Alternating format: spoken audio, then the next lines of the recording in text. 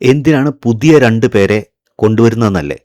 ഇതിൻ്റെ പിന്നിലൊരു വമ്പൻ ട്വിസ്റ്റ് ഒളിഞ്ഞിരിക്കുന്നുണ്ട്. അത് നമുക്ക് റിവീൽ ചെയ്യാം.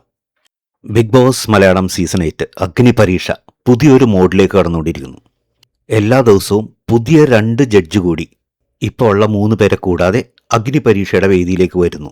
ഇന്ന് വരുന്നത് ഡോക്ടർ രജത് കുമാറും വീണയുമാണ്. നാളെ വരാൻ പോകുന്നത് നാദിറയും ശൈത്യയുമാണ്. എല്ലാവരും ബിഗ് ബോസ് കണ്ടസ്റ്റൻസ് തന്നെയാണ്. പക്ഷേ എന്തിനാണ് പുതിയ 2 പേരെ കൊണ്ടുവരുന്നതെന്നല്ലേ? ഇതിന് പിന്നിൽ ഒരു വമ്പൻ ട്വിസ്റ്റ് ഉണ്ട്. ഒരു 8ൻ്റെ പണിയെന്ന് തന്നെ പറയാം. നമുക്കത് ഡിസ്കസ് ചെയ്യാം, അത് റിവീൽ ചെയ്യാം. അതിനു മുമ്പ് നിങ്ങൾ ഇതുവരെ തന്നിട്ടുള്ള സ്നേഹത്തിനും സപ്പോർട്ടിനും ഒരുപാട് നന്ദി പറയുന്നു.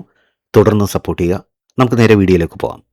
എല്ലാ ദിവസവും കടന്നു വരുന്ന ഈ അഡീഷണൽ ജഡ്ജസിൻ്റെ ഏറ്റവും വലിയൊരു ഉത്തരവാദിത്വം എന്താണെന്ന് പറഞ്ഞാൽ അവസാന നിമിഷത്തേക്ക് വരുന്ന എലിമിനേഷനിൽ ഇവർ ഭാഗവാക്കാവുന്നു എന്നുള്ളതാണ്.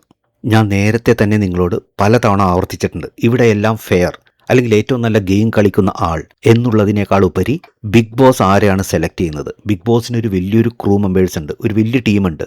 അതിൽ മെൻ്റലിസ്റ്റുകളുണ്ട്, സൈക്കോളജിസ്റ്റുകളുണ്ട്, വിവിധ വിഭാഗങ്ങളിൽപ്പെടുന്ന ഡോക്ടേഴ്സ് പാനലുണ്ട്, ഫിലിം സീരിയൽ സംവിധായകരുണ്ട്, പബ്ലിക് സ്പീക്കേഴ്സ് ഉണ്ട്. ഇവരെല്ലാവരും കൂടി അടങ്ങിയ ഒരു പാനലാണ്.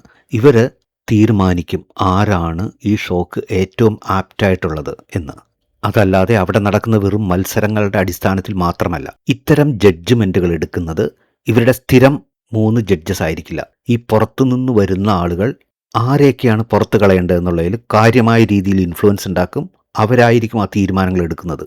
ചുരുക്കം പറഞ്ഞാൽ മത്സരം ജയിക്കുന്ന ആളെക്കാളും ബിഗ് ബോസ് ആരെയാണ് പുറത്താക്കേണ്ടത് എന്ന് തീരുമാനിക്കുന്ന ആളുകൾക്ക് അവരിലേക്ക് നോമിനേഷൻ പ്രക്രിയ കൊണ്ടെത്തിക്കുക എന്നുള്ളതാണ് ഈ 2 ജഡ്ജസിൻ്റെ ഉദ്ദേശം.